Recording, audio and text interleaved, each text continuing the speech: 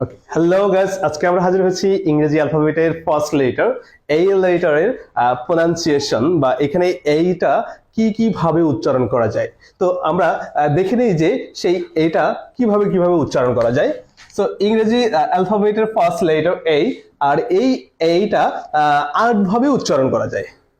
যেমন ই এই, এটাও এই, তারপরে ই আই এই, এই এই ই, এটাও এই উচ্চারণ হবে। দেন এরপরে আরেকটা উচ্চারণ আছে এই,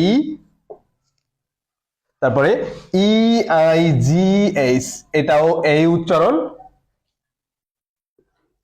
ই এ, এটাও এই। তো আমরা দেখলাম এর there are 8 way to pronunciation to pronounce এই। ওকে, there are 8 way to pronounce এই। তো আজকে আমরা এই 8টার ভিতর থেকে আমরা দুটা সাউন্ড কিভাবে উচ্চারণ করা যায় সেটা দেখবো। সো চলুন দেখে নেই সেই দুটা এই কিভাবে আমরা উচ্চারণ করতে পারি বা প্রোনাউন্সিয়েশনটা কিভাবে আমরা কারেক্ট করে নিতে পারি। তো আজকে আমরা যে দুটা নিয়ে দেখবো সেটা হলো, প্রথমটা ফার্স্ট হলো এ আই এই, আর একটা হলো এই ওয়াই ইকুয়াল টু এই। তো দেখবেন শব্দের ভিতরে আমরা অনেক সময় দেখি এই। তো ফর এক্সাম্পল আমরা যদি ব্যবহার করি টি এই আই এন, ট্রেন।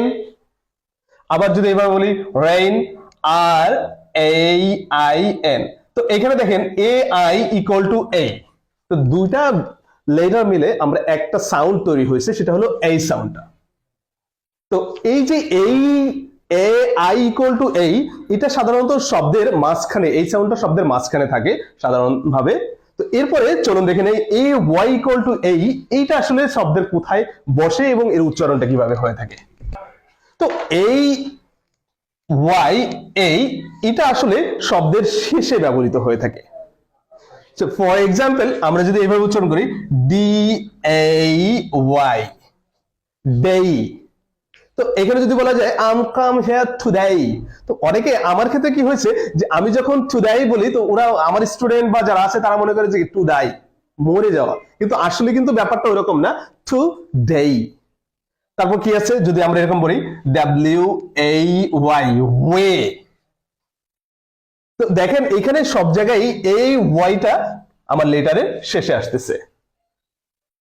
তো আমরা আজকে এর দুইটা ব্যবহার দেখলাম এই সাউন্ডের। তো এই প্রথমটা হলো এ আই ইকুয়াল টু এই, আর সেকেন্ডটা ছিল এই ওয়াই ইকুয়াল টু এই।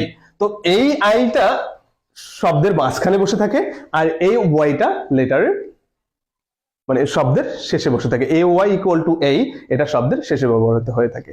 তো ধন্যবাদ সবাই।